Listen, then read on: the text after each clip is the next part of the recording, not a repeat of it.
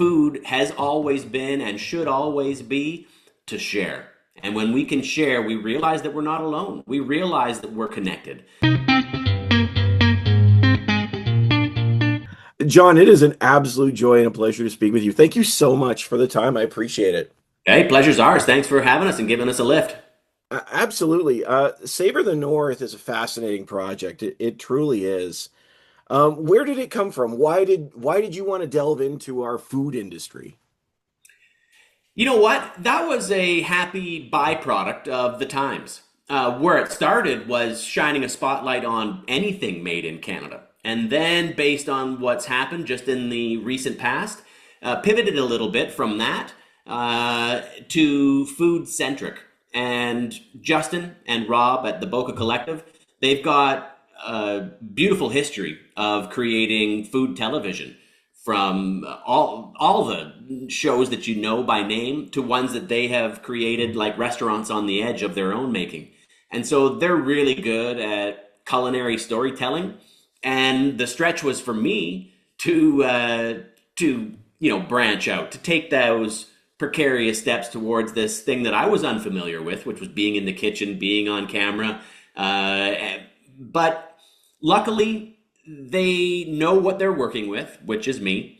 And we don't take me or my job in the kitchen too seriously, but we take the storytelling with the utmost of importance and conveying in a really wonderful way the backstory of these brands, which make them resonate with the Canadians watching it at a new level, a level that would maybe be inspiring to purchase that brand, to feed into that positive feedback loop of if and when we invest in Canada, our brothers and sisters are the beneficiary of that love of our hard-earned spent dollar, which you could spend anywhere. But feeding into that, it's an investment in your community.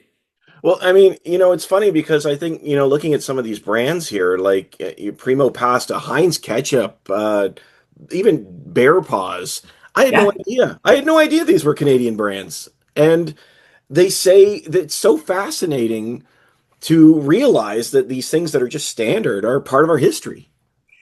And I think we take it for granted that there's a story behind everything.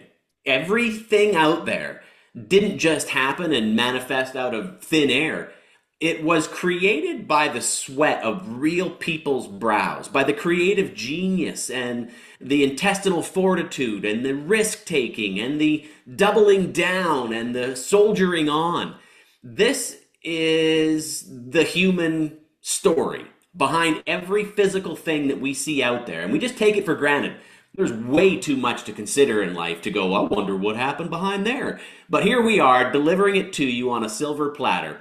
Story, inspiration, and the joy of food in one tidy little package. And we can savor it in the moment and then, have it lingering on our palate so that when we go to the store, it's in the back of our mind. It's part of that conscious awareness of making an informed decision. And, I want to hear from you actually and ask you the question. When you heard about the premise, were you initially being like, nah, I don't know? Or were you excited about the prospect that you could learn about some of the brands and be entertained at the same time?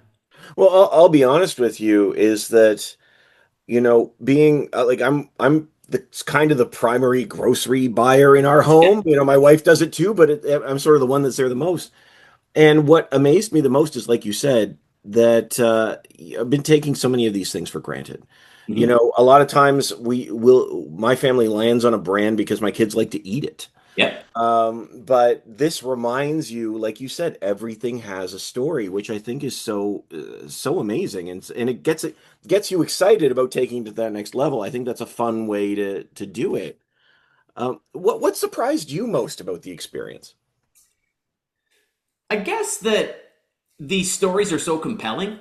It's the drama behind it. Like, the fact that somebody's factory would burn down and that, the patriarch would die and then this grandson would take over only in his formative, 20s to have the factory and everybody's livelihood Hmm. go up in smoke and flames.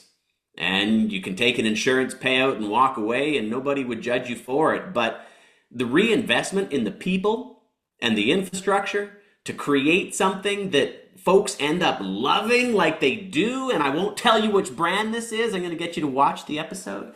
But these are the types of stories that exist, and I didn't expect that my curiosity would be tickled the way that it is through this medium.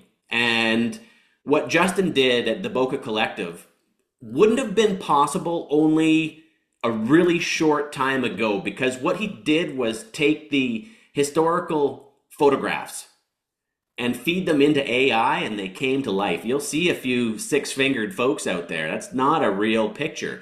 It is a photograph where AI got the fingers wrong, because it always does, but it put movement to them.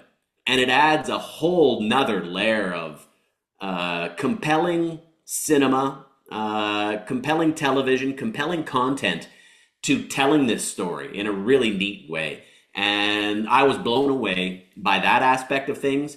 And then the stories, I don't know why I was surprised, but gobsmacked. Like the five brothers on the dock 125 years ago, creating a fish company, which you will find out when you watch the episode which seafood company this is. But you've heard it, you've eaten it, it's been on your table, and the captains looked you in the face and said, that's a good fish stick. But these are the stories that I was surprised by. Yeah, I don't know why, because I'm always treated to it, and I know time again that the story is way more compelling than what you create in your. The real story is way more interesting than whatever you could make up in your mind's eye.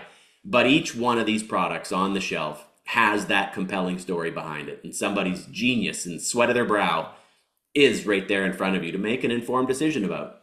I love that. It's so exciting.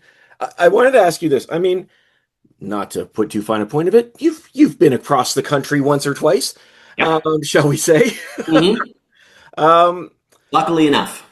Luckily enough, and having said that, there's always something about food that really can define a culture. And I was wondering, in your experiences, what is it about food that helps share our stories in the way that constantly surprises us? I think because of the story that's attached to the food and what we associate with it. The time and place and the experience shared with other people, which is at a base level what human connection is all about. We breathe, we all breathe the same air. There's nothing interesting or unique about it except for some odors. But those odors take us back.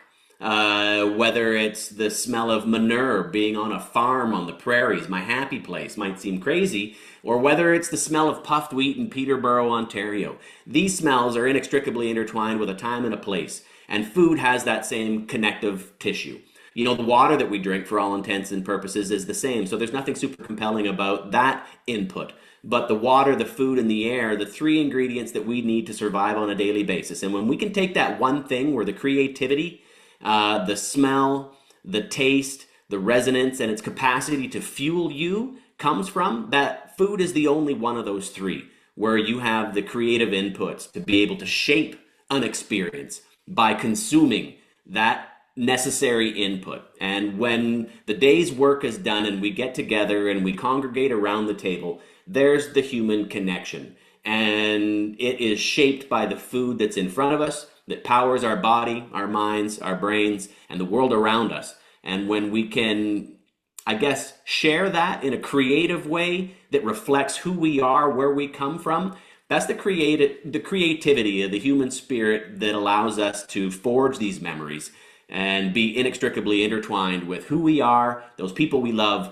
and the place that we come from. And sharing the stories about the food that we choose to put into our body is maybe a compelling enough experience to, to choose with those hard-earned dollars that we know are tougher and tougher to come by making a choice that has the maple leaf on it to share with our family.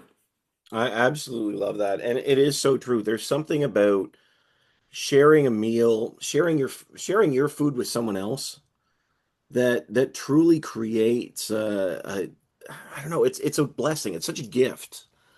We didn't go out and hunt for ourselves as hunter-gatherers. We hunted for the community. We gathered for the community. We shared food. Food isn't meant to be hoarded and stuffed in your basement for you and you alone. Food has always been and should always be to share. And when we can share, we realize that we're not alone. We realize that we're connected. And maybe telling these stories, sharing this food will help people see that it's worth feeding into, and this place that you come from and call home is a community that, as different as we are more alike. We all eat and we can all share food together, and our brothers and sisters will become more tangibly connected to one another when we start to think this way. I absolutely love that, and I hope that's the case. And again, this is perfect timing for the show to drop, just right before Canada Day. Yeah. And how can people connect with Savor the North?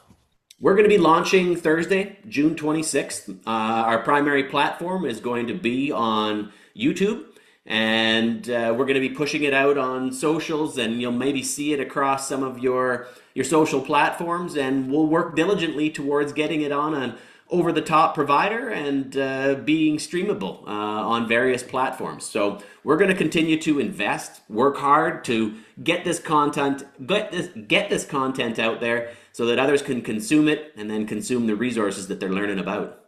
I love that. I love it. John, honestly, John, thank you so much. Jon Montgomery, the host of Savor the North, and I really appreciate the chance to chat with you, John. Thank you so much for the time. I appreciate it. My pleasure. Thanks for the lift, and we'll get more episodes out to you real soon. Sounds good. Sounds good.